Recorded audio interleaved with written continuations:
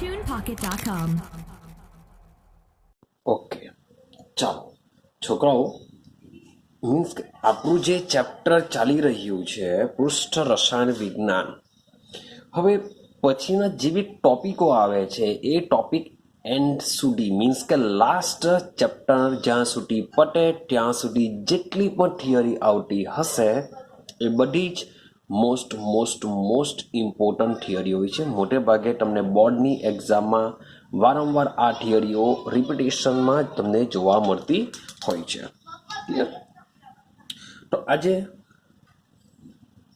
આપણે સમજવાના છે. ઓકે, ચાલો તો આજે આપણે સમજવાના છે કલીલની બનાવટ.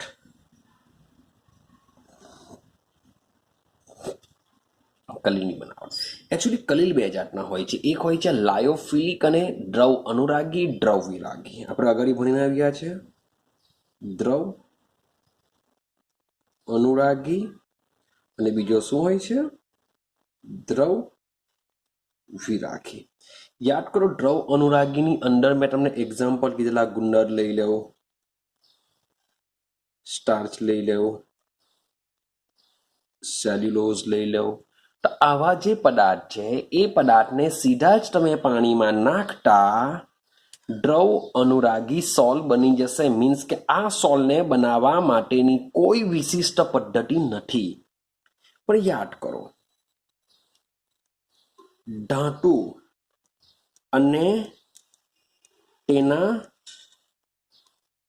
સલ્ફાઇડ, દ્રવ વિરાગી સોલના એક્ઝામ્પલની વાત કરીએ તો આ સોલને બનાવવા માટે વિશિષ્ટ પદ્ધતિઓનો ઉપયોગ કરવામાં આવે છે. તો એ વિશિષ્ટ પદ્ધતિ શું છે એ આજે આપણે સમજવાના છે. ક્લિયર છે? ચાલો, તો સૌથી પહેલી પ્રોસેસ જોઈએ.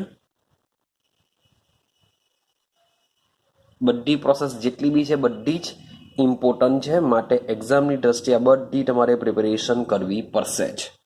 તો સમજીને ચાલો કે એક્ઝામની દ્રષ્ટિએ કેવી છે, ઇમ્પોર્ટન્ટ છે. તો પહેલી પ્રોસેસ છે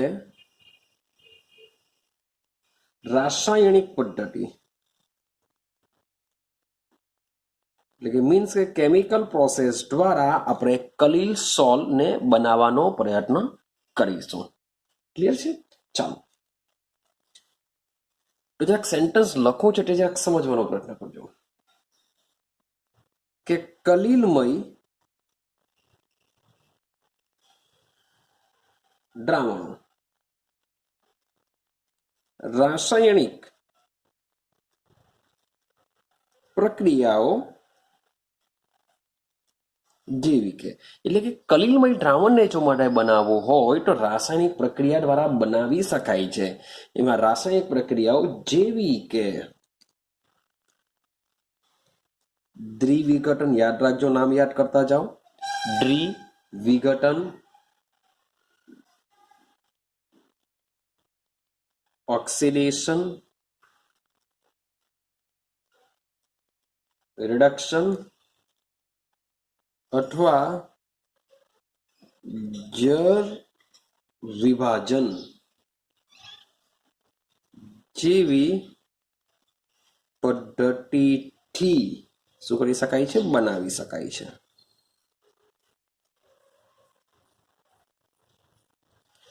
તો દ્વિવિઘટન, ઓક્સિડેશન, રિડક્શન વગેરે જેવી પદ્ધતિઓથી કલીલમય દ્રાવણ બનાવી શકાય છે. આ પદ્ધતિમાં જે કણો હોય છે એ કણો શું કરશે? સમુચ્ચય, શબ્દ બોલું છું, સમુચ્ચયથી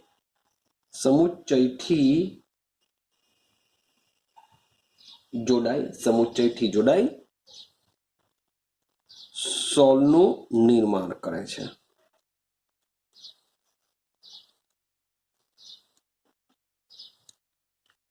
સમુચ્ચયથી જોડાઈને શું કરશે?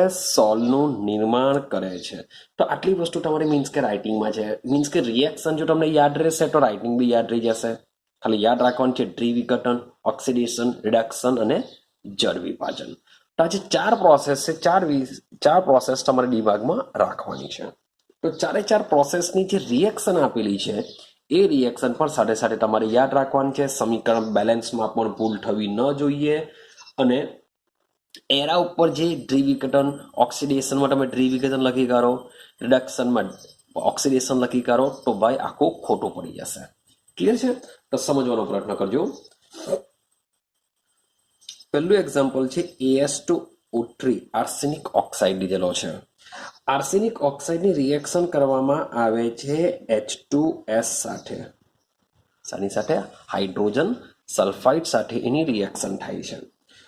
તો આ જે પ્રોસેસ છે એ પ્રોસેસ છે ડ્રીવિઘટન. પ્રોસેસ યાદ રાખવાની છે, ડ્રીવિઘટન પ્રોસેસ છે. હવે શબ્દ છે ડ્રીવિઘટન. શું છે? ડ્રીવિઘટન. ચાલો, તો મીન્સ કે AS2O3 શું થશે? વિઘટન થશે. મે બી આનું બી વિઘટન થશે. તો તમને નિપજમાં શું મળશે? AS2S3. AS2S3 આર્સેનિકની સંયોજકતા +3 હોય છે, સલ્ફરની -2 હોય છે. સેમ અહીંયા પર ઓની -2, સલ્ફરની +3, માટે આ મુજબનું સંયોજન હોય છે. અહીંયાનો જે S છે એ ઓક્સિજનનું રિપ્લેસમેન્ટ કરશે. ઓક્સિજન H2 પાસે આવી જશે અને બનાવી દેશે વત્તા H2O. ક્લિયર છે? ચાલો, તો આ જે AS2S3 જે તમારો બનતો હોય છે આ શું હોય છે? સોલ હોય છે. આ શું હોય છે? સોલ બનાવતો હોય છે. ક્લિયર છે? ઓલરેડી પાણીમાં જ છે તો આખું મતલબમાં સોલ બનતું હોય છે. ચાલો, પહેલા મેં કીધું કે સમીકરણ બી તમારે શું કરવું પડશે? બેલેન્સ કરવું પડશે. AS2O3 AS2 2. હવે અહીંયા સલ્ફર કેટલા છે? 3. અહીંયા સલ્ફર નથી માટે અહીંયા 3 મૂકવા પડશે. 3 ઓક્સિજન છે, અહીંયા કઈ નથી માટે 3 મૂકવા પડશે. 3 દુ 6, 6 હાઇડ્રોજન બેલેન્સ થઈ જશે. કઈ ધાર નથી મારવાની બેલેન્સ કરવામાં. ક્લિયર છે? તો આ છે રિએક્શન નંબર 1. ચાલો, સેકન્ડ રિએક્શન ઓક્સિડેશન જોઈએ.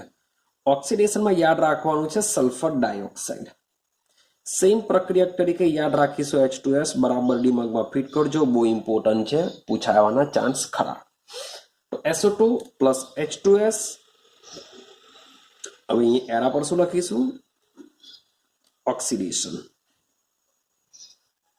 ચાલો, મીન્સ કે પ્રોસેસ ઓક્સિડેશન છે એટલે કે ઓક્સિડેશન થશે. હવે કોનું ઓક્સિડેશન થશે તમે વિચારો.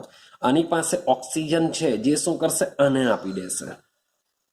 SO2 પાસે ઓક્સિજન છે એ એઝ ઓક્સિડેશન કરતા તરીકે વર્તે છે. ઓક્સિડેશન કરતા તરીકે વર્તે એટલે આનું ઓક્સિડેશન કરશે. આનું જો ઓક્સિડેશન થાય તો સીધી સિમ્પલ વસ્તુ છે, આમાં ઓક્સિજનનો ઉમેરો થશે. ભાઈ SO2 ની બનાવી દેતા પાછું કે ઓક્સિજન ઉમેરો થયો SO2 અથવા H2SO4. તો ભાઈ SO2 પહેલા જો SO2 નું જાતનું રિડક્શન થશે. SO2 નું જાતનું રિડક્શન થાય એટલે એમાંથી બની જશે સલ્ફર. શું બની જશે? સલ્ફર. આનું ઓક્સિડેશન થશે, બની જશે H2O. આ રીતની નિપજ બનતી હોય છે. આ પ્રો શું બને છે? સલ્ફર સોલ બને છે. શું બનતો હોય છે? સલ્ફર સોલ. ચાલો, સમીકરણ બેલેન્સ કરવાનો પ્રયત્ન કરીએ. 2O છે, 2 મૂકી દીધા. 4 હાઇડ્રોજન, 2 મૂક્યા. 2 ને 3, 3 સલ્ફર. તો આ રીતના આ બી રિએક્શન દિમાગમાં રાખજો, ઇમ્પોર્ટન્ટ છે. ચાલો, સેમ વસ્તુ ત્રીજી રિએક્શન જોઈએ. રિડક્શન માટે યાદ રાખવાનું છે AuCl3 ઓરમ ટ્રાઇક્લોરાઇડ પ્લસ ફોર્માલ્ડિહાઇડ એટલે કે ફોર્માલ્ડિહાઇડનું ભાઈ જલીય દ્રાવણ છે એવું સમજીને ચાલો, પાણી છે. તો રિએક્શનમાં કરવાનું છે રિડક્શન. ચાલો, હવે આમાં રિડક્શન થાય તો શું થાય? હવે રિડક્શન પ્રોસેસમાં સીધી સિમ્પલ વસ્તુ છે, આપણે સોલ બનાવવાના છે. તો AU નો સોલ બનશે. આમાં બીજું કંઈ બને એવું લાગતું નથી મને. તો AuCl3 100%ની વાત છે. શું થવાનું? AU નો સોલ બનવાનું. એટલે કે AU નું શું થતું હશે? આમાં રિડક્શન થતું હશે. તો આનું શું થવાનું? ઓક્સિડેશન. તો આલ્ડીહાઇડનું જો ઓક્સિડેશન થાય તો બનશે કાર્બોક્સિલિક એસિડ. યાદ રાખજો, આલ્ડીહાઇડનું ઓક્સિડેશન થઈને શું બનશે? કાર્બોક્સિલિક એસિડ એટલે કે HCOO H બની જશે. હવે અહીંયાનો જે Cl નીકળો એ Cl હાઇડ્રોજન સાથે મળીને શું બનાવી શકે છે? HCl બનાવી શકે છે. क्लियर थाय छे। चलो હવે સમીકરણને બેલેન્સ કરવાનો પ્રયત્ન કરીએ। ચાલો જોઈએ કેટલી ભાઈ મુસીબત આવશે કે નહીં આવશે। 3Cl અહીંયા એક પણ સેલ નથી તો ટ્રાય કરી જોઈએ। અહીંયા 3 મૂકવાનું તો 3 4 5 ભાઈ એકી સંખ્યામાં હાઇડ્રોજન છે 2 3 4 એટલે કે પ્રોબ્લેમ ક્લિયર। ચલો ટેચરા બી વાંધો નહીં 2 ઓક્સિજન બરાબર છે AU1 બરાબર છે 3 સેલને બેલેન્સ કર્યા કાર્બનની સંખ્યા 2 એટલે ખાલી રહ્યા હાઇડ્રોજન 2 3 4 ને આ બાજુ છે 3 ને 2 5 મીન્સ કે આ બાજુ ઘટે છે। હવે ઘટે છે એક જ ઘટે છે મીન્સ કે આપણે એડ 2 બાય સમથિંગ કરવા ગયા તો બી આમાં પ્રોબ્લેમ થશે। 2 બાય સમથિંગ કરવા જશો તો બી શું થશે પ્રોબ્લેમ થશે। માન લો કે અહીંયા 2 એડ કરવાનો પ્રયત્ન કરીએ। માન લો કે 2 જો એડ કરું તો શું થાય કાર્બનની સંખ્યા 2 એટલે મારે અહીંયા 2 મૂકવા જ પડશે પહેલા તો 2 કાર્બન થઈ ગયા। ચાલો 2 ને 2 4 5 6 હાઇડ્રોજન તો 1 2 2 ને 2 4 4 ને 3 7 તો ભાઈ આમાં પ્રોબ્લેમ થશે। માન લો કે આપણે 3 મૂકવાનો પ્રયત્ન કરીએ જોઈએ ટ્રાય કરતા જઈએ તો હવે 3 કાર્બનને બેલેન્સ કરવા માટે મારે અહીંયા 3 મૂકવા જ પડશે ક્લિયર।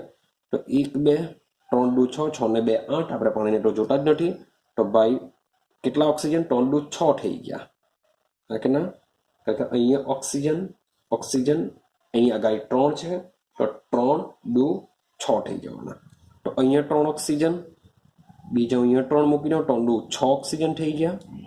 ચાલો હાઇડ્રોજન જોઈએ 3 2 6 બીજા 3 2 6 12 1 અને 2 3 2 6 તો અહીંયા ઘટી જશે માન લો કે અહીંયા 6 મૂકી દો તો થઈ જશે 6Cl તો એક કામ કરીને 2 મૂકી દઈએ 3 2 6 અહીંયા 2 મૂકી દઈએ તો મીન્સ કે થોડુંક સમીકરણ બેલેન્સ થઈ જશે કંઈ ઢાળ નથી મળવાની પણ થોડોક સમય લેશે ક્લિયર છે। તો આ રિએક્શન બી તમારે શું કરવી પડશે યાદ રાખવી પડશે। ચોથી રિએક્શન અને લાસ્ટ રિએક્શન છે FeCl3 ફેરિક ક્લોરાઇડનું આપણે કરીશું જળ વિભાજન। જળ વિભાજન આઈડિયા આવી ગયા છે બનશે શું ફેરિક હાઇડ્રોક્સાઇડ સિમ્પલ છે રિએક્શન ફેરિક ક્લોરાઇડનું જળ વિભાજન કરીશું HOH માં Fe+3Cl- તો નેગેટિવ તમે રિપ્લેસમેન્ટ કરી દેવું તો થઈ જશે તમારી પ્રોડક્ટ ક્લિયર। ચાલો સમીકરણ બેલેન્સ કરવાનો પ્રયત્ન કરીએ। અહીંયા 3Cl છે માટે આંખ નીચેનું અહીંયા 3 મૂકી દઉં જોઈએ Fe તો બરાબર જ છે ઓક્સિજન 3 છે અહીંયા H2 ની અગાડી કંઈ નથી એટલે અહીંયા 3 મૂકી દઉં 3 2 6 હાઇડ્રોજન 3 ને 3 6 મીન્સ કે થઈ જશે બેલેન્સ ક્લિયર। તો 4 રિએક્શનને એની સમીકરણ ભાઈ આ જે બી બને છે આ સોલ્વ છે અહીંયા આ સોલ્વ છે ક્લિયર છે। તો યાદ રાખજો મીન્સ કે જો કલીલની બનાવટ પૂછાય તો કલીલની બનાવટ આ પહેલી બનાવટ થઈ મીન્સ કે 3 માર્ક્સમાં બી પૂછાશે તો આ પહેલી બનાવટ બીજી બનાવટ ને ત્રીજી બનાવટ બંને થોડી ટૂંકી બનાવટ આપેલી છે તમારે બધી વસ્તુ લખવી પડશે ક્લિયર છે। ચલો હવે જઈએ બીજી રિએક્શન પરથી। બીજી છે વિદ્યુતીય વિઘટન અથવા એને બીજું નામ આપવામાં આવે છે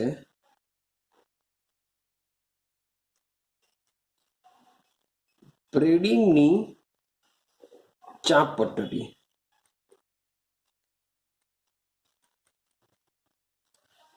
વિદ્યુતીય વિઘટન અથવા બ્રેડિંગની ચાપ પદ્ધતિ તો ભાઈ આ બી ઇમ્પોર્ટન્ટ છે આ બી એક્ઝામમાં પૂછાય આવેલી છે એમાં તમારે આકૃતિ સહિત અને સમજાવવાનો પ્રયત્ન કરવો પડશે ક્લિયર છે। તો સૌથી પહેલા આકૃતિ પર સમજીએ। આકૃતિમાં શું કરવામાં આવે છે એક પાત્ર લેવામાં આવે છે હવે આ પાત્રની અંદર એક બીજું અન્ય પાત્ર આની અંદર ગોઠવવામાં આવે છે આની અંદર એક અન્ય પાત્ર ગોઠવવામાં આવે છે અને આ જે અંદરનું પાત્ર છે ભાઈ આ મીન્સ કે ઉપર રાખવામાં અંદરના પાત્રમાં રાખવા માટે એક સ્ટેન્ડ જેવી રચના કરેલી છે એવું સમજીને ચાલો। ને અહીં આજુબાજુ આ બધા શું હશે બરફના ટુકડા હશે શું હશે બરફના ટુકડા કેમ બરફના ટુકડા રાખેલા છે એ બી આઈડિયા આવશે તો સમજો આ બધા શું છે બરફના ટુકડા છે હું બધામાં દોરતો નથી સમજી જાઓ બધા બરફના ટુકડા છે। હવે શું કરવામાં આવે છે સૌથી પહેલા આ જે પ્રોસેસ છે આ પ્રોસેસમાં સૌથી પહેલા પરિક્ષેપણ આજે શું લેવામાં આવશે? પરિક્ષેપણ માધ્યમ લેવામાં આવશે. શું લેવામાં આવશે? પરિક્ષેપણ માધ્યમ લેવામાં આવશે. આ પરિક્ષેપણ માધ્યમની અંદર બે ધાતુના વિદ્યુત ધ્રુવ લેવામાં આવે છે. બે ધાતુના વિદ્યુત ધ્રુવ લેવામાં આવે છે. વિદ્યુત ધ્રુવ છે, શબ્દ જ બોલું છું, ધાતુના વિદ્યુત ધ્રુવો છે. વિદ્યુત ધ્રુવો છે મતલબ શું થશે કે ભાઈ એનો કોઈ એક છેડો પ્લસ સાથે જોડાયેલો હશે, કોઈ એક છેડો માઇનસ સાથે જોડાયેલો હશે, એટલે કે વિદ્યુત ધ્રુવ છે. ચાલો હવે પરિક્ષેપણ, આ મીન્સ કે આખું પરિક્ષેપણ માધ્યમ છે. હવે પરિક્ષેપણ માધ્યમમાં આ જે બે ધાતુના વિદ્યુત ધ્રુવો જોડેલા હોય છે ત્યાં તેની નીચે તરફ એક બ્રીડિંગ ચાપ ગોઠવેલી હોય છે. શું ગોઠવેલી હોય છે? બ્રીડિંગ ચાપ આ રીતના ગોઠવેલી હોય છે. આ એની આકૃતિ છે, મીન્સ કે આટલી આકૃતિ યાદ રાખવાની છે, ઇઝી છે. ચલો લખાણ કેવી રીતના લખીશું જોજો. તો પહેલા આમાં શું થાય છે તેની વાત કરીએ. એકચ્યુઅલી આજે કલીલની જે બનાવટ છે એ બનાવટ એકચ્યુઅલી બે પ્રકારે થતી હતી. એક છે સંઘનન પ્રોસેસ અને એક હતી પરિક્ષેપણ પ્રોસેસ. તો મીન્સ કે એ બધું કાઢી નાખેલું છે એનસીઆરટીમાં. એનસીઆરટીમાં માત્ર 3 જ પોઈન્ટ આપેલા છે, બાકી ટોટલ 6 પ્રોસેસ હતી. 6 પ્રોસેસ બંને અલગ અલગ હતી, પણ તેની જગ્યાએ માત્ર 3 જ પ્રોસેસ આપેલી છે. પણ જે આપેલી છે તે આપણે સમજીએ. તો આ જે પ્રોસેસ છે એ પ્રોસેસમાં યાદ રાખજો પરિક્ષેપણ અને સંઘનનનો સમાવેશ થાય છે. આ પ્રોસેસમાં પરિક્ષેપણ અને સંઘનનનો સમાવેશ થાય છે. બીજો પોઈન્ટ, આ પ્રોસેસ વડે કેવા સોલ બનાવી શકાય? તો અહીંયા લીધેલા છે વિદ્યુત ધ્રુવો, ધાતુના વિદ્યુત ધ્રુવો. તો ભાઈ આ પ્રોસેસ વડે ધાતુના કલીલમય સોલ, એક્ઝામ્પલ તરીકે મીન્સ કે એમસીક્યુમાં બી આવી શકે કે બ્રીડિંગ ચાપ પ્રોસેસમાં કયા પ્રકારના સોલની બનાવટ થાય છે. તો ભાઈ યાદ રાખવાનું છે તમારે ગોલ્ડ, સિલ્વર, પ્લેટિનમ. તો આ જે બ્રીડિંગ ચાપ પ્રોસેસ છે તેના વડે જે ધાતુના જે કલીલમય સોલ બનાવવામાં આવે છે તેમાં ગોલ્ડ, સિલ્વર અને પ્લેટિનમ જેવી ધાતુઓના સોલ બનાવવામાં આવે છે. એટલે કે આ સોલ બનાવવા માટે આ પ્રોસેસ વપરાય છે એવું બી તમે યાદ રાખી શકો છો. ક્લિયર છે? ચાલો હવે કેવી રીતના પ્રોસેસ થાય છે તે જોજો. તો આ પદ્ધતિમાં આજે જે બી પ્રવાહી હશે એને આપણે પરિક્ષેપણ માધ્યમ કહેશું. તો પરિક્ષેપણ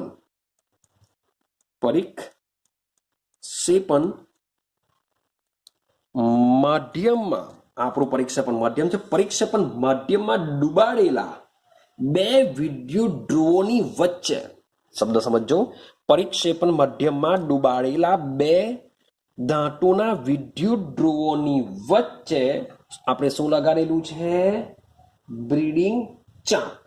શું લગાડેલું છે? બ્રીડિંગ ચાપ લગાડેલી હોય છે. આ બ્રીડિંગ ચાપ જ્યારે મીન્સ કે કામ કરશે, એને જ્યારે અથડાવવામાં આવશે ત્યારે પુષ્કળ ગરમી પેદા કરશે. શું કરશે? બે વિદ્યુત ધ્રુવોની વચ્ચે ચાપને અથડાવવામાં આવે છે. ચાપને અથડાવવાથી શું થશે? આ ગરમી ઉત્પન્ન કરશે, પુષ્કળ ગરમી ઉત્પન્ન કરે. ગરમી ઉત્પન્ન થવાને લીધે આ જે ધાતુઓ છે ધાતુનું શું બનશે? બાષ્પ બનશે. શું બનશે? ધાતુની બાષ્પ બનશે. હવે આ જે ઉત્પન્ન થયેલી બાષ્પ છે એ બાષ્પ શું કરશે? એના કલીલ કણો બધા ભેગા થશે. એના બાષ્પના કણો, આપણે એવું નહીં કહી શકીએ પણ આપણે કહી શકીએ કે આ બાષ્પના કણો શું કરશે? સમુચ્ચય પામશે, એટલે કે ભેગા થશે. સમુચ્ચય પામીને શું કરશે? કલીલ કણોના ગાળામાં શું કરે છે? રૂપાંતર પામે છે. કલીલ કણોના ગાળામાં રૂપાંતર પામે છે અથવા તો કલીલની રચના કરે છે. તો એકદમ સિમ્પલ પ્રોસેસ છે કે પરિક્ષેપણ માધ્યમમાં તમે જે પણ ધાતુના વિદ્યુત મીન્સ કે ગોળના કરેલા હોય તો ગોળનું કલીલ સોલ્વ બનશે, સિલ્વરના સળિયા લીધેલા હશે તો સિલ્વરનો સોલ્વ બનશે, અને પ્લેટિનમના જો સળિયા લીધા હશે તો પ્લેટિનમનો સોલ્વ બનશે. ચાપ લગાડેલું છે, ચાપને અથડાવાથી અહીંયા શું ઉત્પન્ન થશે? પુષ્કળ ગરમી ઉત્પન્ન થશે. પુષ્કળ ગરમીને લીધે આ ધાતુ એની બાષ્પમાં રૂપાંતર પામશે, અને આ જે ધાતુની બાષ્પ છે એ બાષ્પ શું કરશે? એના કણો એકબીજા સાથે જોડાશે, જોડાઈને કલીલ કણોના ગાળામાં રૂપાંતર પામે છે. તો આ રીતના તમે કલીલ દ્રાવણ રચી શકો છો. હવે સવાલ એવો આવે કે બરફ રાખવાનું રીઝન શું છે? તો બરફ રાખવાનું રીઝન એવું છે કે ચાપને લગાડવાથી પુષ્કળ ઉર્જા ઉત્પન્ન થાય છે. એ ઉર્જા સીધી આ ધાતુને તો બાષ્પમાં રૂપાંતર કરી જ દેશે, તો એની ઉર્જા આજુબાજુમાં મીન્સ કે થોડીક ઓછી થઈ જાય, એના માટે આની આજુબાજુ શું રાખવામાં આવે છે? બરફ રાખવામાં આવે છે, જેથી પાત્ર થોડુંક એની આજુબાજુનો વિસ્તાર થોડોક ઠંડો રહી શકે. ક્લિયર? અને સાથે સાથે આ જે બાષ્પ છે એ બાષ્પ મીન્સ કે જો પાત્ર આખું ને આખું ગરમ હોય તો એ બાષ્પ મીન્સ કે એને ઠંડી પાડવા માટે, કારણ કે સોલ બનાવવાનું છે, ઠંડી પાડવા માટે પણ આ બરફ ખૂબ જ કામ લાગતો હોય છે, કે જેથી એના કણો શું કરી શકે? સંગનન પામી શકે, એકબીજા સાથે જોડાઈ શકે છે. આઈડિયા આવે છે? તો આ હતું તમારો બીજો પોઈન્ટ. ચાલો ત્રીજી પ્રોસેસની વાત કરીએ. ત્રીજી પ્રોસેસ બી મજાની છે અને ઇમ્પોર્ટન્ટ છે. ત્રીજી પ્રોસેસ છે પેપ્ટીકરણ. શબ્દ છે, નામ યાદ રાખજો. ત્રીજી પ્રોસેસ છે તમારી પેપ્ટીકરણ. પેપ્ટીકરણ શું છે જરાક જોજો. તો સૌથી પહેલા પેપ્ટીકરણનો મેઇન કન્સેપ્ટ શું છે તો સમજો. અવક્ષેપને કલીલ કણોમાં રૂપાંતર કરવા માટે જે પદ્ધતિ વપરાય છે તેને પેપ્ટીકરણ કહેવાય છે. પેપ્ટીકરણની વ્યાખ્યા. પેપ્ટીકરણમાં શું કરીશું આપણે? જે અવક્ષેપ છે, અવક્ષેપનું રૂપાંતર કલીલ કણોમાં કરશું. દિમાગમાં ફિટ કરી દેજો. પેપ્ટીકરણનો મતલબ થશે અવક્ષેપને કલીલ કણોમાં રૂપાંતર કરવા માટેની પદ્ધતિને પેપ્ટીકરણ કહે છે. એ થાય છે. ચાલો હવે પ્રોસેસમાં શું કરવામાં આવશે? હવે અવક્ષેપનું રૂપાંતર કલીલ કણોમાં કરવાના છે. એનો મતલબ એમ થશે કે ભાઈ અવક્ષેપ તો હોવા જ જોઈએ, પણ આ જે અવક્ષેપ આપણે જે લઈએ છીએ એ કેવા હોવા જોઈએ? તાજા બનાવેલા હોવા જોઈએ. યાદ રાખજો, અવક્ષેપનું રૂપાંતર કલીલ કણમાં છે, મીન્સ કે તમારે જેના કલીલ બનાવવાના છે તેના જ અવક્ષેપ હોવા જોઈએ. જેના કલીલ કણો બનાવવા માંગતા હોય તે કણના અવક્ષેપ હોવા જોઈએ, અને તે કેવા હોવા જોઈએ? તાજા બનાવેલા હોવા જોઈએ. ક્લિયર? ચલો, મારી પાસે એક તો અવક્ષેપ હોવા જોઈએ, પ્લસ હવે પેપ્ટીકરણમાં ભાઈ એમનેમ કઈ રૂપાંતરણ નહીં પામી જશે કે અવક્ષેપ લીધા ચાલો ભાઈ કલીલ કણમાં રૂપાંતર થઈ જશે, એવું બનવાનું નથી. તો સૌથી પહેલા આપણે શું કર્યું? અવક્ષેપ લીધો. આ અવક્ષેપ યાદ રાખજો, જેમાં એડ કરીશું વિદ્યુત વિભાજ્ય. આ જે વિદ્યુત વિભાજ્ય છે એ કેવો હોવો જોઈએ? અલ્પ પ્રમાણમાં હોવો જોઈએ ભાઈ, વધારે લેવાનો નથી. તો અવક્ષેપની અંદર આપણે શું એડ કરીશું? અલ્પ પ્રમાણમાં વિદ્યુત વિભાજ્ય, અને સાથે સાથે ભાઈ પરિક્ષેપણ માધ્યમ. મીન્સ કે માધ્યમ તો કોઈ બી હિસાબે 100% હોવું જોઈએ, તો જ એક કલીલ કણો બનશે. તો 3 વસ્તુ મીન્સ કે હોવું જોઈએ પેપ્ટીકરણમાં. એક હોવો જોઈએ તમારો અવક્ષેપ, બીજો હોવો જોઈએ અવક્ષેપનું રૂપાંતર કલીલમાં કરવા માટે 100% અલ્પ પ્રમાણમાં વિદ્યુત વિભાજ્યની હાજરી હોવી જરૂરી છે, હોવું જ જોઈએ. અને ત્રીજો પોઈન્ટ છે પરિક્ષેપણ માધ્યમ. તો બંને વસ્તુને જ્યારે પરિક્ષેપણ માધ્યમમાં લેવામાં આવે છે ત્યારે શું કરવામાં આવે છે ને? હલાવવામાં આવે છે. તો હલાવવામાં આવે તો શું થશે? હવે સમજો કે આ જે વિદ્યુત વિભાજ્ય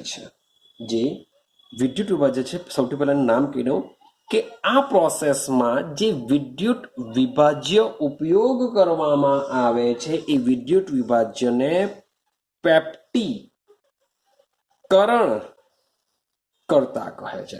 મીન્સ કે વિદ્યુત વિભાજ્ય જો ની હોય તો અવક્ષેપનું રૂપાંતર કલીલ કણમાં થવાનું નથી. મીન્સ કે પ્રોસેસ આ જે થાય છે કોને લીધે થાય છે? વિદ્યુત વિભાજ્યને લીધે. માટે એને પેપ્ટીકરણ કરતા કહેવાશે. કે પેપ્ટીકરણની ઘટના કોને લીધે થશે?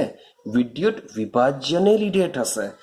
માટે વિદ્યુત વિભાજ્યને શું કહેશું આપણે? પેપ્ટીકરણ કરતા કહેવામાં આવે છે. ક્લિયર છે? ચાલો હવે જરાક જોજો શું થશે. હવે આ જે વિદ્યુત વિભાજ્ય છે, વિદ્યુત વિભાજ્યમાં શું હશે? બે આયનો રહેલા હોય છે. ધન રહી શકે અથવા તો ઋણ. એટલે કે બે આયનો હોય છે, ધન અને ઋણ બંને આયનો હોય છે. જેમ કે વિદ્યુત વિભાજક NaCl લઈ લો, કોઈ બી જેમાંથી આયનો છૂટા પડતા હશે એને આપણે વિદ્યુત વિભાજક કહેશું. NaCl લઈ લો કે KCl લઈ લો કે એસિટિક એસિડ લઈ લો, એ બધાને પાણીમાં નાખો, બધામાંથી આયનો છૂટા પડશે તો આપણે એને શું કહેશું? વિદ્યુત વિભાજ્ય કહેશું. કારણ કે એમાંથી વિદ્યુતનું વહન થઈ શકે છે, માટે એ વિદ્યુત વિભાજ્ય. હવે પ્રબળ છે કે નિર્બળ છે એ બધી વાતો નથી કરતો.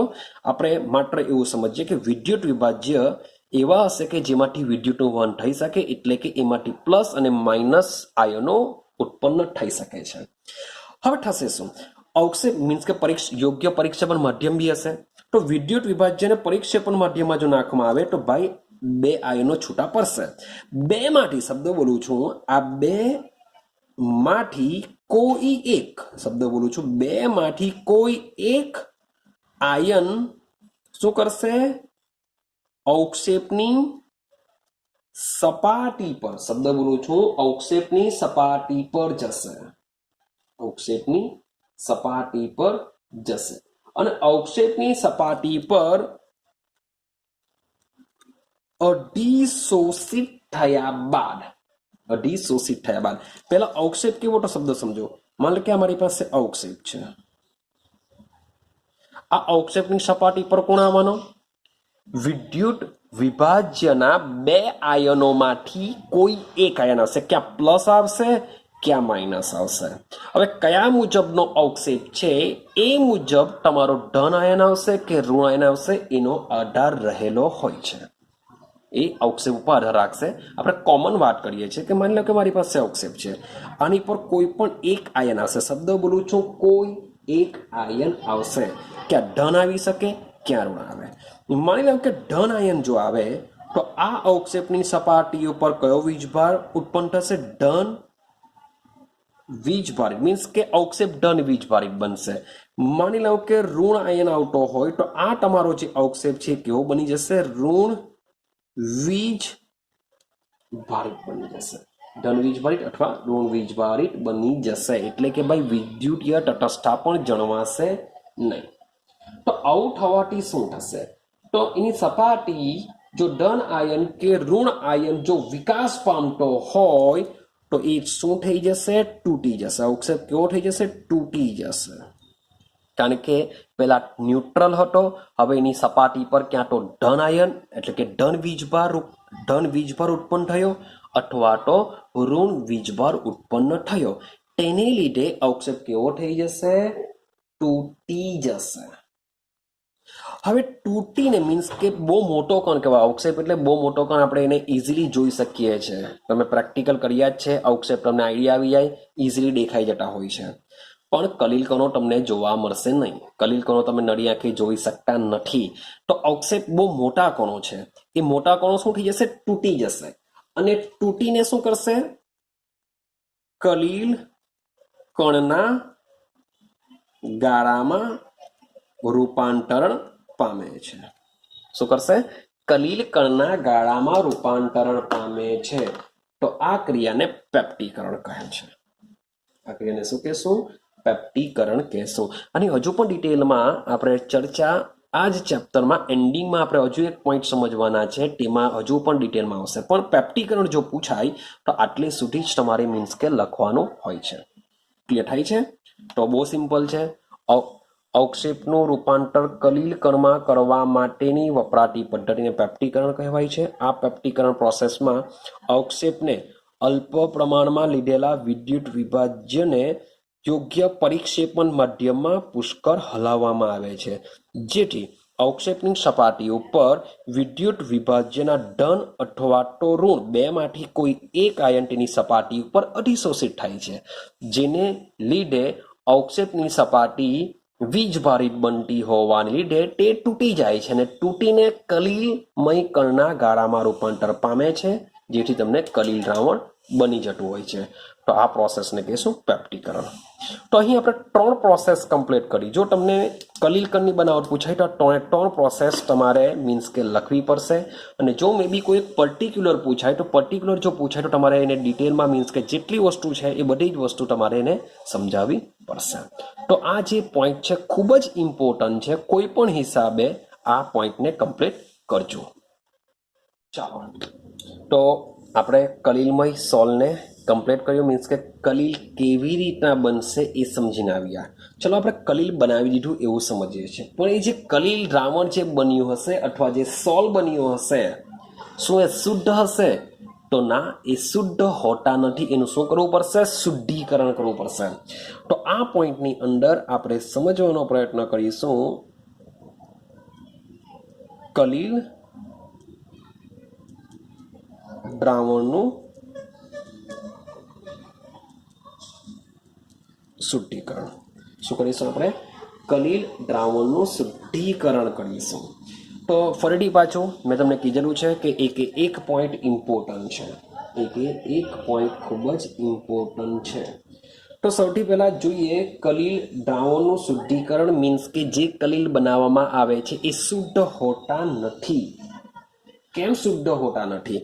તો એક રીઝન એવું છે કે જ્યારે આપણે કલીલ દ્રાવણને બનાવીએ છીએ ત્યારે તેમાં ઘણી બધી એક તો શું હશે? કલીલમાં કલીલ પરિક્ષેપણ જે માધ્યમ હોય છે એ પરિક્ષેપણ માધ્યમમાં દ્રાવ્ય અશુદ્ધિ હોઈ શકે. પેપ્ટીકરણમાં આપણે શાનો ઉપયોગ કરીએ છીએ? વિદ્યુત વિભાજ્યનો ઉપયોગ કરીએ છીએ. તો ભાઈ વિદ્યુત વિભાજ્ય કોઈ પણ હોઈ શકે, NaCl, KCl, વોટએવર, વિદ્યુત વિભાજ્યની હાજરી પણ હોઈ શકે છે. તો જે આપણો કલીલ દ્રાવણ બનશે એ કલીલ દ્રાવણમાં દ્રાવ્ય અશુદ્ધિઓ પણ હોઈ શકે છે અને સાથે સાથે વિદ્યુત વિભાજ્યનું થોડું ઘણું પ્રમાણ પણ હોઈ શકે છે. અને ના બી નથી પાડતો, મીન્સ કે વિદ્યુત વિભાજ્યનું પ્રમાણ કેવું હોય છે? અશુદ્ધિ તરીકે વધારે હોય છે. અને બીજું બી કેવું કે આપણું જે કલીલ દ્રાવણ હોય છે એ કલીલ દ્રાવણની સ્થાયિત્વતા, યાદ કરો આપણે કીધેલું, આ જે બી સોલ બનાવીએ છીએ બધા સોલ કેવા છે? જર વિરાગી સોલ છે. જર વિરાગી સોલ છે, જર અનુરાગી નથી, કારણ કે જર અનુરાગી સોલ તો આપણે ઇઝીલી બનાવી દઈએ છીએ. આ છે જર વિરાગી સોલ. તો આ જેટલા બી જર વિરાગી સોલ છે એ યાદ કરો સ્થાયી નથી. તો એને સ્થાયી કરવા માટે યોગ્ય સ્થાયી કારક આપણે એડ કરવો પડતો હોય છે. તો કલીલ દ્રાવણ જે સ્થાયિત્વતા માટે અલ્પ પ્રમાણમાં શાની જરૂર પડતી હોય છે? વિદ્યુત વિભાજ્યની જરૂર પડતી હોય છે. મીન્સ કે કલીલ દ્રાવણમાં થોડો ઘણો વિદ્યુત વિભાજ્ય હોય તો ચાલશે, અથવા તો પાછળથી બી આપણે એડ કરવો પડશે. પણ જો વધુ પ્રમાણમાં વિદ્યુત વિભાજ્ય હોય તો એ અશુદ્ધિ તરીકે વર્તે છે. આ તરીકે વર્તે છે, અશુદ્ધિ તરીકે વર્તે છે. અને જો વધારે પ્રમાણમાં હોય તો તમારો જે કલીલ જે છે, કલીલ દ્રાવણ જે છે એનું શું કરી શકે છે? સ્કંદન કરી શકે છે. સ્કંદનનો મતલબ શું થાય? તમે જે કલીલ દ્રાવણ બનાવેલું છે તેમાંથી તેનું અવક્ષેપમાં બી રૂપાંતર આ કરી શકે છે. માટે વિદ્યુત વિભાજ્યનું થોડું પ્રમાણ સ્થાયિત્વતા જણાવવા માટે કામ લાગે છે. પરંતુ જો વધારે પડતું પ્રમાણ હોય તો કલીલ કણોનું રૂપાંતર શામાં કરી દેશે? અવક્ષેપમાં કરી દેશે. માટે આવી દ્રાવ્ય અશુદ્ધિ અને વિદ્યુત વિભાજ્યનો જથ્થો ઓછો કરવા માટે, શબ્દ બોલું છું, ઓછો કરી કલીલ દ્રાવણને શુદ્ધ કરવા માટે શુદ્ધિકરણ ખૂબ જ જરૂરી છે. આઈડિયા આવે છે? તો હવે સમજો શુદ્ધિકરણની પ્રોસેસ કઈ કઈ છે. તો પહેલી જ પ્રોસેસ મોસ્ટ ઇમ્પોર્ટન્ટ છે ભાઈ, એક્ઝામમાં તમને વારંવાર પૂછાઈ ગયેલી છે. તો પહેલી પ્રોસેસ છે પારસોશ્લેષણ. શબ્દ યાદ રાખજો, પારસોશ્લેષણ. अथवा तो कहेवामां आवे छे डायालिसिस।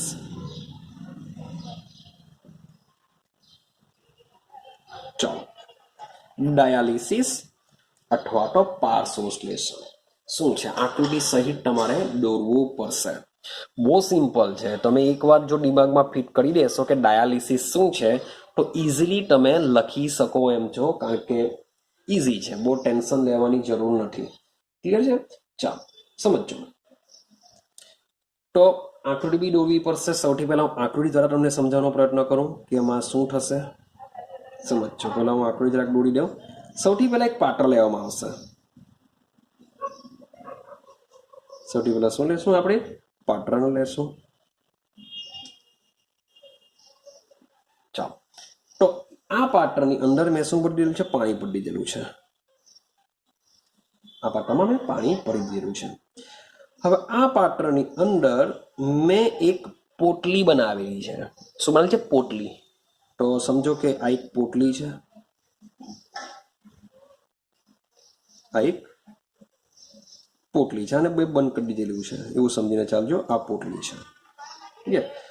આ પોટલી મીન્સ કે લટકા માટે સમથિંગ અહીંયા કંઈ ને કંઈ ભાઈ પકડેલું હશે એવું સમજીને ચાલજો। આ એક પોટલી છે। ચાલો,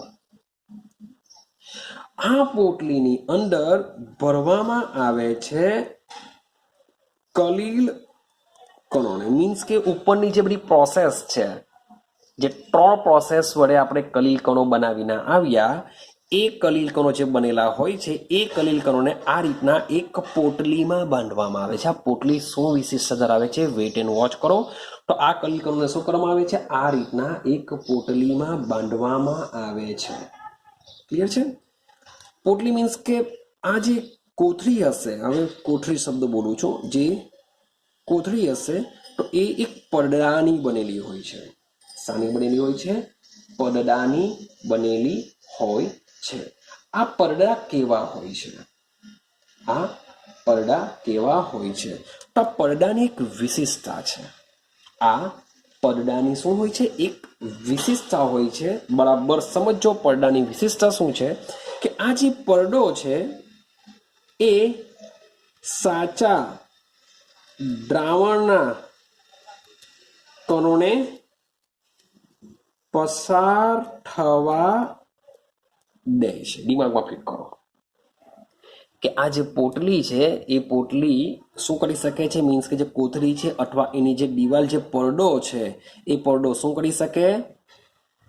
સાચા દ્રાવણ, સાચા એટલે કોણ? ભાઈ NaCl નું દ્રાવણ લઈ લો, KCl નું દ્રાવણ લઈ લો, કે જે સંપૂર્ણ દ્રાવ્ય છે, સાચું દ્રાવણ છે, જેમાં દ્રાવ્યને આપણે જોઈ શકતા નથી, એના કણો કેવા હોય છે? કેમ પસાર થવા દે? કારણ કે આ કણો કેવા હોય છે? ખૂબ જ નાના હોય છે, આપણે એને જોઈ પણ નથી શકતા એટલા નાના હોય છે।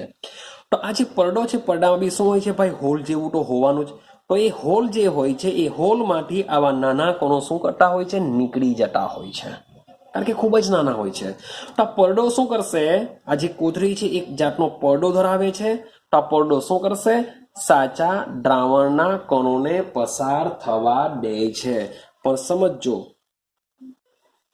કલીલ કણોને પસાર થવા દેતું નથી। એમાંથી કલીલ કણો પસાર થઈ ન શકશે। કેમ નહીં થઈ શકે? કારણ કે કલીલ કણો કદમાં કેવા હોય છે? મોટા હોય છે। બસ આ જ એકદમ દિમાગમાં ફિટ કરી દો કે આપણે જે કલીલ કણ લીધેલું છે એ કલીલ કણને ખાસ પ્રકારનો પડદો ધરાવતી પોટલીમાં લેવામાં આવે છે। કે આ પડદાની વિશેષતા શું છે? કે એમાંથી સાચા દ્રાવણના કણો પસાર થઈ જશે। હવે સાચો દ્રાવણ એટલે કોણ ખબર? તમારા વિદ્યુત વિભાજ્ય લઈ લો। કણો મીન્સ કે ધનાયન ને ઋણાયન છે, વિદ્યુત વિભાજ્ય। કે આ જે કીધું ને કણોને પસાર થવા દેશે, નાના કણો એટલે કોણ? વિદ્યુત વિભાજ્ય। જેમ કે NaC, Na+, K+, Cl- whatever જે પણ સમાંગ દ્રાવણ બનાવતા હોય એવા જે કણો છે એ બધા જ કણો આમાંથી પસાર થઈ જશે, પણ કલીલ કણો આમાંથી પસાર થતા નથી। ક્લિયર? તો પડદા તરીકે ભાઈ શાનો ઉપયોગ થાય છે? તો પહેલા એ પણ યાદ રાખવાનું છે કે આ પડદા તરીકે શાનો ઉપયોગ થાય છે। ચાલો, તો આ પડદા તરીકે પાર્ચમેન્ટ પેપર યાદ રાખતા જજો। પાર્ચમેન્ટ પેપર, ત્યાર પછી સેલોફેન પેપર બી આવે છે, બટર પેપર બી હોય છે, બટર પેપર બી હોઈ શકે છે. સાથે સાથે તમારી બુકમાં નથી આપી પણ જૂની બુકમાં હતું એક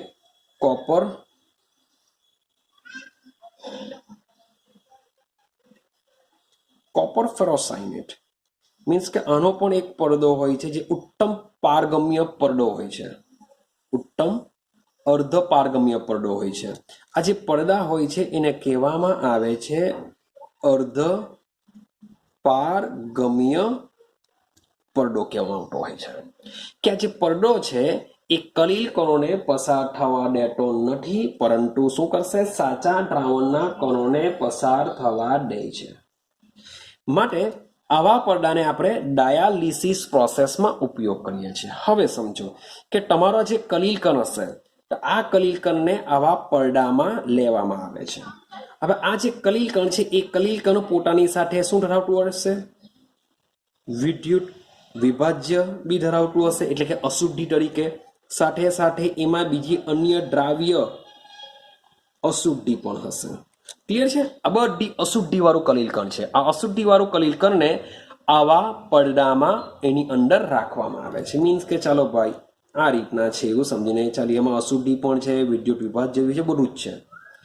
તો જ્યારે આ પડદાને આ રીતના પાણીમાં નાખવામાં આવશે, પાણીમાં રાખીશું, પાણીમાં રાખીશું તો આ બાજુથી એક તરફથી પાણીનો પ્રવાહ પસાર કરવામાં આવે છે ને આ બાજુથી પાણીનો પ્રવાહ નીકળશે. મીન્સ કે પાણી આ બાજુ નીકળતા જતા હોય છે. એવી સ્ટીફન પ્રોસેસ, એવું કઈ જૂની બુકમાં આપેલું હતું કે આવી રીતના પ્રોસેસ આપેલી હોય છે કે એક તરફ પાણીનો પ્રવાહ સતત ચાલુ રાખવામાં આવે છે અને પાત્રના બીજા છેડા પર એ સતત નીકળતું રહે એવી પદ્ધતિ ડાયાલિસિસમાં ગોઠવેલી હોય છે. હવે જેવો પાણીનો પ્રવાહ અહીંયાથી પસાર કરશો એટલે એ પાણીનો પ્રવાહ શું કરશે, સીધો અહીંયાથી અમારી પસાર થશે. પસાર થવાને લીધે આ જે કલીલ કણોની અંદર જે વિદ્યુત વિભાજ્ય હશે એ વિદ્યુત વિભાજ્ય શું કરશે, આ પડદાની માંથી બહાર નીકળી બધા આ બાજુ ચાલ્યા જશે. કેમ? કારણ કે પડદો શું કરશે, સાચા દ્રાવણના કણોને પોતાનામાંથી પસાર થવા દેશે. મીન્સ કે NaCl KCl વોટ એવર કંઈ બી હોય તો એ બધા આયનો શું કરશે, આ પડદામાંથી બહાર નીકળીને બહાર ચાલ્યા જશે, કારણ કે પાણીનો પ્રવાહ આ બાજુનો છે. રેડી? આમાં બીજું કે પાણીમાં જે દ્રાવ્ય અશુદ્ધિઓ જે હશે એ અશુદ્ધિઓ બી શું કરશે, આ કલીલ કણોમાંથી આ પડદામાંથી બહાર નીકળી જશે અને બધી આ બાજુ આવશે. સાથે સાથે અહીં આ બાજુની તરફ પાણીનો પ્રવાહ છે, આ બાજુથી આપણે બહાર કાઢીએ છીએ એટલે આ બાજુ શું થશે, પાણી વત્તા વિદ્યુત વિભાજ્યના કણો વત્તા બીજી અન્ય અશુદ્ધિ આ બાજુથી બધી બહાર નીકળી જશે અને તમારો જે કલીલ છે, જે આ પડદામાં આપણે જે કલીલ કણો લીધેલા છે એ કલીલ કણો કેવા થઈ જશે, શુદ્ધ થઈ જશે. આઈડિયા આવે છે કે તમારા કલીલ કણમાં જે પણ અશુદ્ધિ હશે, વિદ્યુત વિભાજ્ય હશે, દ્રાવ્ય અશુદ્ધિ હશે, એ આ પ્રોસેસ વડે આપણે શું કરી શકીએ છીએ, દૂર કરી શકીએ છીએ અને કલીલ કણોને શુદ્ધ કરી શકીએ છીએ. તો આ માટે કલીલ કણોની શુદ્ધિકરણ કરવા માટે જે સાધન વાપરવામાં આવે છે સાધનને કહેવામાં આવે છે ડાયાલાઇઝર. યાદ રાખજો, ડાયાલાઇઝર. એક ડાયાલિસિસ પ્રોસેસ કરવા માટે જે સાધન વપરાય છે એને કહેવામાં આવે છે ડાયાલાઇઝર. આ ડાયાલાઇઝર ઇંગ્લિશ વર્ડ છે જેને ગુજરાતીમાં કહેશું પારશ્લેષક. ચાલો, ક્લિયર થાય છે? અને શું કહેશું, પારશ્લેષક કહેશું અથવા ડાયાલાઇઝર કહેશું. ડાયાલાઇઝર આ શબ્દ ક્યાંથી આવ્યો, તો ભાઈ ડાયાલિસિસ એટલે કે કલીલનું શુદ્ધિકરણ કરવા માટે ડાયાલિસિસ પદ્ધતિમાં જે સાધન વાપરવામાં આવે છે એ સાધનને કહેવામાં આવે છે પારશ્લેષક અથવા ડાયાલાઇઝર કહેવામાં આવે છે. ક્લિયર થાય છે? તો બહુ સિમ્પલ પ્રોસેસ છે કે તમારે બેગ બનાવવાની છે. બેગ ભાઈ એક યોગ્ય પડદો, મીન્સ કે યોગ્ય પડદાવાળી હોય છે જેને અર્ધ પારગમ્ય પડદો કહે છે. અર્ધ પારગમ્ય પડદામાં કલીલ કણોનું દ્રાવણ ભરીને તેની એક પોટલી બનાવવામાં આવે છે અને એને આ રીતના રાખવામાં આવે છે. હવે એક બાજુથી મીન્સ કે પાત્રમાં પાણીનો પ્રવાહ પસાર કરવામાં આવે છે, બીજી બાજુથી પાણીનો પ્રવાહ દૂર કરવામાં આવે છે. હવે થશે શું? જેવો પાણીનો પ્રવાહ પસાર કરીશું એને લીધે તમારા કલીલ કણોની અંદર જે વિદ્યુત વિભાજ્ય કણો હશે એ બધા કણો શું કરશે? આ પડદામાંથી બહાર નીકળી શકે છે. કારણ કે એની વિશિષ્ટતા જ એવી છે કે આ પડદાની વિશિષ્ટતા શું છે? સાચા દ્રાવણના કણો પડદામાંથી નીકળી જઈ શકે છે, પણ કલીલ કણો પસાર થતા નથી. એટલે કે કલીલ કણો જે અંદરના અંદર જ રહેશે, એમાંથી બહાર નીકળી નહીં શકે, કારણ કે આ પસાર જ નહીં થવા દેશે, કદમાં મોટા હોય છે. ક્લિયર છે? તો આ રીતના કલીલ કણો શુદ્ધ થઈ શકે છે. અને આ શુદ્ધિકરણ કરવા માટે જે સાધન વપરાય છે એને ડાયાલાઇઝર અથવા પારસંશ્લેષક કહેવામાં આવે છે. હવે મીન્સ કે આ જ વસ્તુ માણસમાં બી સેમ કામ કરે છે કે આપણી મીન્સ કે કિડની હોય છે, એ કિડની પણ એઝ અ કુદરતી ડાયાલિસિસ તરીકેનું કામ કરે છે. કુદરતી ડાયાલિસિસ તરીકેનું કામ કરે છે. મીન્સ કે જે બી કચરો હોય છે, કચરોનું બધું ફિલ્ટરેશન કરીને મીન્સ કે બધું દૂર કરવાનો પ્રયત્ન કરે છે. પણ કોઈક વાર એવું થાય કે કિડની ફેલ થઈ જાય તો ભાઈ વ્યક્તિનું મીન્સ કે બહારથી ડાયાલિસિસ કરવામાં આવે છે.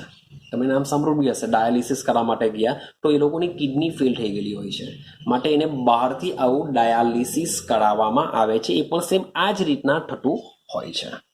ક્લિયર થાય છે? તો આ છે ડાયાલિસિસ. હવે એકચ્યુઅલી તમારી જૂની બુક પ્રમાણે મીન્સ કે આ જે બીજી જે છે એ ઓલરેડી આની નીચે જ આપેલી હતી, પણ એની જગ્યાએ એનસીઆરટી બુકમાં પાછું એક નવો એડ મીન્સ કે આખો ટોપિક નવો બનાવી દીધેલો છે અને નામ આપેલું છે વિદ્યુતીય ડાયાલિસિસ. તો ડાયાલિસિસ તો સમજા, હવે વિદ્યુતીય ડાયાલિસિસ શું છે? શા માટે આ ટોપિક આપ્યો? તો શબ્દ સમજો, વિદ્યુતીય ડાયાલિસિસ શું છે? તો શબ્દ સમજો શા માટે આવ્યું. તો આ જે ડાયાલિસિસ પ્રોસેસ છે, એટલે ઉપરની વાત કરું છું, એ ડાયાલિસિસ પ્રોસેસ કેવી છે? ખૂબ જ ધીમી પ્રોસેસ છે, એકદમ ધીમી થશે. તો ભાઈ ડાયાલિસિસ પ્રોસેસ ધીમી છે. હવે આ કામ ક્યારે લાગશે? પહેલા તો ડાયાલિસિસ પ્રોસેસ ધીમી છે, આ પહેલું રીઝન છે, એટલા માટે વિદ્યુત ડાયાલિસિસ આવી. બીજું રીઝન કે આ વિદ્યુત ડાયાલિસિસ ક્યારે કામ આવે? તો જો તમારા કલીલ કણો સાથે અશુદ્ધિમાં માત્ર વિદ્યુત વિભાજ્ય પદાર્થની હાજરી હોય તો આ પ્રોસેસ ખૂબ જ કામ લાગતી હોય છે. કે તમારા કલીલ કણોમાં જે અશુદ્ધિ છે, અને અશુદ્ધિ તરીકે કોણ છે? વિદ્યુત વિભાજ્ય પદાર્થની હાજરી છે. તો એમાંથી કલીલ કણોમાંથી વિદ્યુત વિભાજ્ય પદાર્થોને અથવા આયનોને દૂર કરવા માટે પણ વિદ્યુત ડાયાલિસિસ ખૂબ જ કામ લાગતી હોય છે. કેવી રીતના? હવે શબ્દ છે વિદ્યુત. શબ્દ શું છે? વિદ્યુત. તો આ જે રીતની આપણે જે મીન્સ કે સેમ આકૃતિ દોરી દઉં, શબ્દ સમજો, સેમ આકૃતિ આવશે. કોઈ સોરી કોટર ચલો અહીંયા ગારો આવશે. આ અહીંયા ભાઈ પાણી બહાર નીકળશે, અહીંયાથી પાણી એન્ટર કરતું હોય છે. સેમ આપણે શું કરીશું? અર્ધ પારગમ્યની પોટલી બનાવી દેશું, એને ગમેટાથી લટકાવી દેશું. ઉપર લટકાવેલું છે એવું સમજો. આમાં શું છે ભાઈ? કલીલ કણો પણ છે, સાથે સાથે વિદ્યુત વિભાજ્ય કણો પણ છે.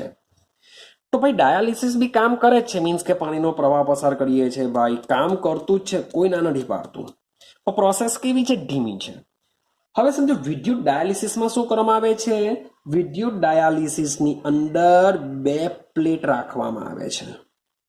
શું રાખવામાં આવે છે? પ્લેટ રાખવામાં આવે છે. હવે આ બંને પ્લેટને બેટરી સાથે જોઈન્ટ કરી દેવામાં આવે. એક વર્તે એનોડ તરીકે તો બીજી વર્તે છે કેથોડ તરીકે. એક વર્તે એનોડ એટલે કે પ્લસ, કેથોડ એટલે કે માઇનસ. ક્લિયર છે? તો આ રીતના મીન્સ કે વિદ્યુત ધ્રુવો મીન્સ કે આ અર્ધ પારગમ્ય પડદો જ્યાં છે તેની આજુબાજુ બે વિદ્યુત ધ્રુવો મૂકવામાં આવે છે, જેને બેટરી સાથે જોઈન્ટ કરી દેશું તો એક એનોડ તરીકે વર્તે, એક કેથોડ તરીકે વર્તશે.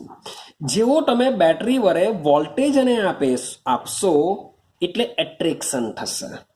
તો આ જે કલીલ કણો છે એ કલીલ કણોની અંદર જે વિદ્યુત વિભાજ્ય હશે, કોઈ પ્લસ ધરાવતા હશે, કોઈ માઇનસ વાળા હશે, એટલે કે ધન આયન પણ હશે, ઋણ આયન પણ હશે. હવે જે નેગેટિવ વાળા આયનો હશે એ નેગેટિવ આયનો શું કરશે? આના તરફ એટ્રેક્શન પામશે, અને પોઝિટિવ વાળા આ નેગેટિવ તરફ એટ્રેક્શન પામશે, એટલે કે આ કલીલ કણોમાંથી વિદ્યુત વિભાજ્ય શું થશે? ખૂબ જ ઝડપથી દૂર થશે. પેલામાં શું થતું હતું? પ્રોસેસ ખૂબ જ ધીમે ધીમે થતી હતી, બહુ ફાસ્ટ થતી ન હતી. પરંતુ જો વિદ્યુત ડાયાલિસિસ કરવામાં આવે તો તમારા કલીલ કણોમાં જે વિદ્યુત વિભાજ્ય રહેલા હોય છે એ વિદ્યુત વિભાજ્ય ખૂબ જ ઝડપથી આ રીતના વિદ્યુત ધ્રુવો લગાડીને દૂર કરી શકાય છે. એટલે કે ડાયાલિસિસ કરતા વિદ્યુત ડાયાલિસિસ કેવી છે? ખૂબ જ ઝડપથી શુદ્ધ કરી શકાય છે. ક્લિયર છે? તો એના માટે સિસ્ટમ તો સેમ, કે તમારા કલીલ કણોને યોગ્ય પડદાવાળી એક બેગમાં, બેગ લીધેલી છે આપણે, મેં પોટલી શબ્દ વાપરેલો છે, તો એક બેગ અથવા તો પોટલીમાં અંદર ભરવામાં આવે છે. તેમાં શુદ્ધ પાણી તો આપણે પસાર કરીશું જ, પણ સાથે સાથે શું કરીશું? હવે આ પોટલીની આજુબાજુ વિદ્યુત ધ્રુવો લગાડી દેશું. જ્યારે વોલ્ટેજ પસાર કરીશું એટલે કે તમારી પડદાની અંદર રહેલા જે કલીલ કણોની સાથે જે વિદ્યુત વિભાજ્ય હોય છે એના ધન આયનો અને ઋણ આયનો વિરુદ્ધ વિદ્યુત ધ્રુવ તરફ આકર્ષાય છે, જેથી તેઓ શું કરશે? આ કલીલ કણોમાંથી નીકળી જશે અને શુદ્ધ બની જશે. ફરીથી આ પડદાનો પાછું સમજાવું. પડદાનું કામ શું હોય છે? માત્ર ને માત્ર સાચા દ્રાવણના કણોને જ પસાર થવા દેશે, કલીલ કણોને પસાર થવા દેશે નહીં. એટલે કે આ કલીલ કણો બહાર જવાના નથી. તો આ રીતના પણ તમે કલીલ કણોનું શુદ્ધિકરણ કરી શકો છો. ક્લિયર થાય છે? તેને કહેશું વિદ્યુત ડાયાલિસિસ. મીન્સ કે અમે વિદ્યુતનો ઉપયોગ કરીએ છીએ કે જેથી પ્રોસેસને આપણે ઝડપથી કરી શકીએ, ફાસ્ટ કરી શકીએ. તો ડાયાલિસિસ કરતાં પણ વિદ્યુત ડાયાલિસિસ કેવી છે? ઇફેક્ટિવ છે, કારણ કે ફાસ્ટ પ્રોસેસ છે. સાથે સાથે જેટલા પણ વિદ્યુત વિભાજ્ય હશે બધા જ વિદ્યુત વિભાજ્યમાં શું થઈ જતા હોય છે? નીકળી જતા હોય છે. એટલે કે તમારું કલીલ શું થઈ જશે? અતિ શુદ્ધ થાય છે. રેડી? ચાલો, તો એને કહેશું આપણે વિદ્યુત ડાયાલિસિસ. હવે આપણે લાસ્ટ પ્રોસેસ પર જઈએ. આજના વિડીયોની બી લાસ્ટ પ્રોસેસ છે અને આ બી લાસ્ટ પ્રોસેસ છે. શુદ્ધિકરણની જે ત્રીજી પ્રોસેસ છે એને કહેશું અલ્ટ્રા ફિલ્ટ્રેશન. શબ્દ જોજો, અલ્ટ્રા ફિલ્ટ્રેશન. એને આપણે બીજું નામ આપીશું સૂક્ષ્મ ગારણ બી એને કહેવામાં આવે છે. મીન્સ કે શબ્દ છે ગારણ, એકદમ સૂક્ષ્મ ગારણ, અલ્ટ્રા ફિલ્ટ્રેશન. તો ભાઈ અલ્ટ્રા ફિલ્ટ્રેશનમાં કેવી રીતના કલીલનું શુદ્ધિકરણ કરીશું જરાક જોજો. તો શબ્દ છે ફિલ્ટ્રેશન, એટલે કે આપણે ગારણ કરવું પડશે. અલ્ટ્રાનો શબ્દ થશે સૂક્ષ્મ. તો ભાઈ ફિલ્ટ્રેશન કરવા માટે મારી પાસે શું હોવું જોઈએ? ફિલ્ટર પેપર હોવા જોઈએ, તો જ ફિલ્ટ્રેશનની પ્રોસેસ થશે. તો આ એક એવી પ્રોસેસ છે, આ એક એવી પ્રોસેસ છે જેમાં કલીલમય દ્રાવણના દ્રાવક અને દ્રાવ્યને અલગ કરવા માટે વપરાય છે. યાદ રાખજો, શબ્દ બોલું છું. આ એવી પ્રોસેસ છે જેમાં કલીલમય દ્રાવણના દ્રાવ્ય અને દ્રાવકને આપણે શું કરી શકીએ છીએ? અલગ કરી શકીએ છીએ. એટલે કે પરિક્ષેપિત કલા અને પરિક્ષેપણ માધ્યમને આપણે અલગ કરી શકીએ છીએ. આટલું ક્લિયર થયું પહેલું સેન્ટેન્સ? કે અલ્ટ્રા ફિલ્ટ્રેશનની અંદર કલીલમય દ્રાવણ હશે, એ કલીલમય દ્રાવણમાંના દ્રાવ્ય અને દ્રાવકને અલગ કરવા માટે આ પ્રોસેસ વપરાતી હોય છે. રેડી? તો ભાઈ મેં તમને પહેલા જ કીધું કે આ જે પ્રોસેસ છે, પ્રોસેસનું નામ જ છે અલ્ટ્રા ફિલ્ટ્રેશન. તો આના માટે આપણે શાનો ઉપયોગ કરીશું? ફિલ્ટર પેપરનો ઉપયોગ કરીશું. હવે આ સામાન્ય ફિલ્ટર પેપર હોતું નથી કે આપણે કાગળ લીધું અને ભાઈ એડ કરી દીધું થઈ ગયું. તો ભાઈ અલ્ટ્રા ફિલ્ટ્રેશન છે તો આ ફિલ્ટર પેપર ખાસ હોય છે. આ ફિલ્ટર પેપરની વિશિષ્ટતા શું હોય છે? તો સમજો, આ ફિલ્ટર પેપરની વિશિષ્ટતા એવી હોય છે કે જે કલીલમય દ્રાવણ સિવાયના, શબ્દો જોજો, કલીલમય દ્રાવણ સિવાયના બધા જ પદાર્થો માટે પારગમ્ય હોય છે. સાદી સિમ્પલ ભાષામાં વાત કરું, દેશી ભાષામાં વાત કરું, પસાર થવા દે છે. ખાલી કલીલ કણોને જ પસાર થવાની દેશે, બાકીનું બધાને પસાર થવા દેશે. તો ભાઈ થઈ ગયું તો પેલું પરડા જેવું જ. પેલામાં પડદો છે, આમાં એક ચોક્કસ જાતનું ફિલ્ટર પેપર છે, મીન્સ કે પ્રોસેસ અલગ અલગ છે. બાકી પડદો હોય કે પેપર હોય, બંનેના કામ સેમ છે. એ શું કરે છે? માત્ર કલીલ કણોને પસાર થવા ન દેશે, તે સિવાયનું બધું જ એમાંથી પસાર થઈ જતું હોય છે. કેમ આવું થઈ શકે?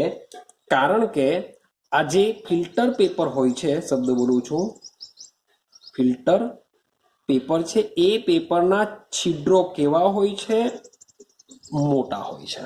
ફિલ્ટર પેપરના છિદ્રો મોટા હોય છે, તો જ ભાઈ પેલા સમાંગ દ્રાવણના અથવા તો સાચા દ્રાવણના જે કણો છે, કણો ખૂબ જ નાના હોય, તો એ નાના કણો આ મોટા છિદ્રમાંથી નીકળી જાય છે. પણ આ છિદ્રો એટલા પણ મોટા હોતા નથી કે જે કલીલ કણોને પસાર થવા દે. એ એટલા પણ મોટા હોતા નથી કે જે કલીલ કણોને પસાર થવા દે છે. આઈડિયા આવે છે? ચાલો, તો આના માટે પણ સ્પેશિયલ ફિલ્ટર પેપરને બનાવવામાં આવે છે. ભાઈ કોઈ બી એક સાદું ફિલ્ટર પેપર આપણે યુઝ નથી કરી શકતા, તો આને બનાવવા માટે બી ખાસ પ્રોસેસ હોય છે. તો આવા ફિલ્ટર પેપરના છિદ્રો યાદ રાખજો, જે છિદ્રો છે એને કોલોડિયન, શબ્દ બોલું છું, કોલોડિયન દ્રાવણ. તો કોલોડિયમ દ્રાવણમાં સંસેચિત કરીને છિદ્રોને નાના બનાવવામાં આવે છે. મીન્સ કે આ ફિલ્ટર પેપરના છિદ્રો પહેલાં તો બહુ મોટા હોય છે. મીન્સ કે સાદું ફિલ્ટર પેપર લેશો તો એ સાદા ફિલ્ટર પેપરમાંથી કલીલ કણો બી પસાર થઈ જશે અને સાથે સાથે બધું જ પસાર થઈ જશે. પણ આ ફિલ્ટર પેપરના છિદ્રોને શું કરવામાં આવે છે? નાના બનાવવામાં આવે છે. શું કરવામાં આવે? નાના. સર તમે તો અહીંયા મોટા લખેલું છે. ભાઈ કોના માટે મોટા છે? સાચા દ્રાવણના કણો માટે મોટા છે, પણ કલીલ કણો માટે કેવા છે? નાના છે. તો આ ફિલ્ટર પેપરના છિદ્રોને નાના કરવા માટે શું કરવામાં આવે છે? કોલોડિયન દ્રાવણમાંથી પસાર કરવામાં આવશે. તો આજે કોલોડિયન દ્રાવણ એ 4% ધરાવતું કોલોડિયન દ્રાવણ હોય છે. 4%. તો આ કોલોડિયન દ્રાવણ ખરેખર શું છે એ બી યાદ રાખવાનું છે તમારે.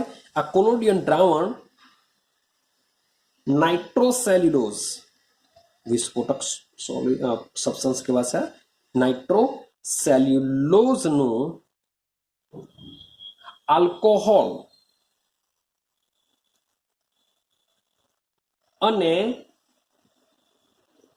ઈથરના મિશ્રણનું દ્રાવણ હોય છે. તો કોલોડિયન દ્રાવણમાં શું આવેલું હોય છે એ બી એમસીક્યુ માટે તમારે યાદ રાખવું પડશે. યાદ રાખજો કે કોલોડિયન તમને પૂછી શકે કે અલ્ટ્રા ફિલ્ટ્રેશન પ્રોસેસમાં કોલોડિયમ દ્રાવણના ટકા કેટલા હોય? ભાઈ 4%.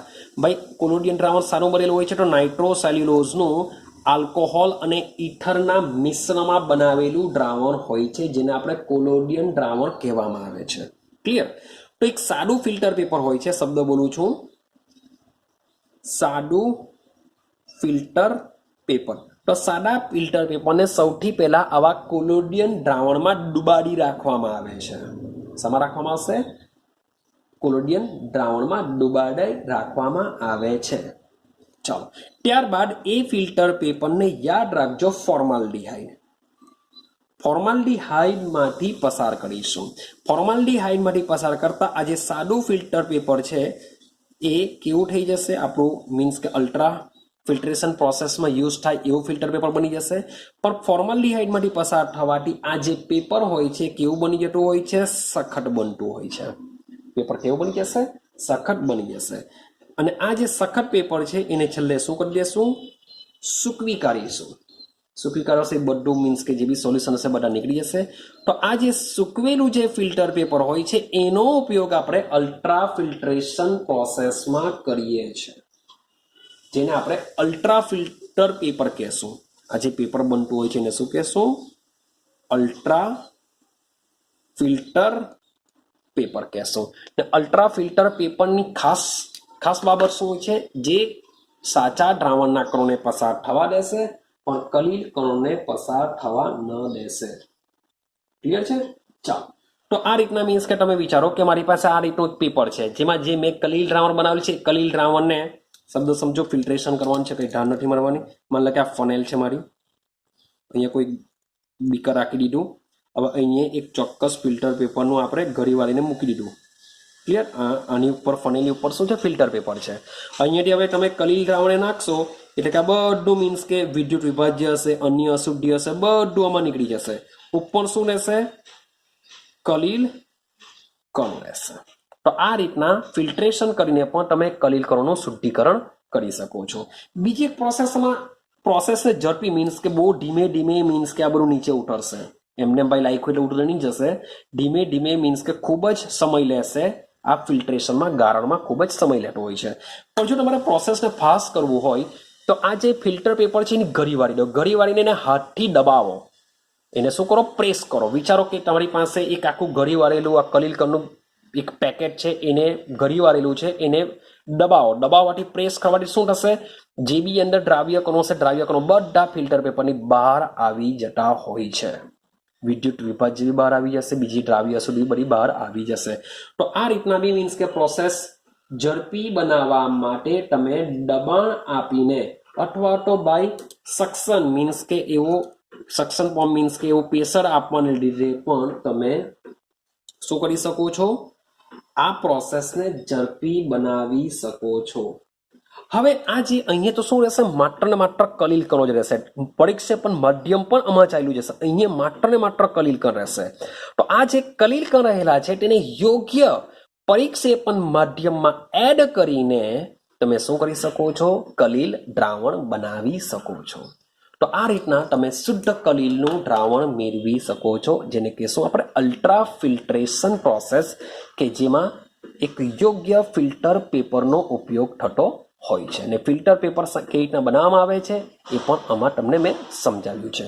તો આ 3 પ્રોસેસ છે: પાર સોર્સેશન, વિદ્યુત ડાયાલિસિસ અને અલ્ટ્રા ફિલ્ટ્રેશન. 3 પ્રોસેસ બી ખૂબ જ ઇમ્પોર્ટન્ટ છે. માટે આજનો આ જે વિડીયો છે, યાદ રાખજો, તમારી 3 એક્ઝામ તમે લઈ લો. એક તો બોર્ડની એક્ઝામ લઈ લો, એના એમસીક્યુ લઈ લો, ગુજકેટની એક્ઝામના એમસીક્યુ લઈ લો, JEE નીટ લેવલ પર બી મીન્સ કે આના કંઈક ક્વેશ્ચન નીકળી શકે છે. રેડી? તો બધી જ એક્ઝામ માટે આ ટોપિક ખૂબ જ ઇમ્પોર્ટન્ટ છે. માટે કોઈ પણ હિસાબે આને પ્રિપેરેશન કરજો જ. તો મળીશું હવે નેક્સ્ટ વિડીયોની અંદર. મીન્સ કે કલીલ સોલ્વ બનાવી દીધા, એનું શુદ્ધિકરણ બી કરી દીધું. હવે એની પ્રોપર્ટીઝ જોઈશું કે કેવા ગુણધર્મ ધરાવે છે. તો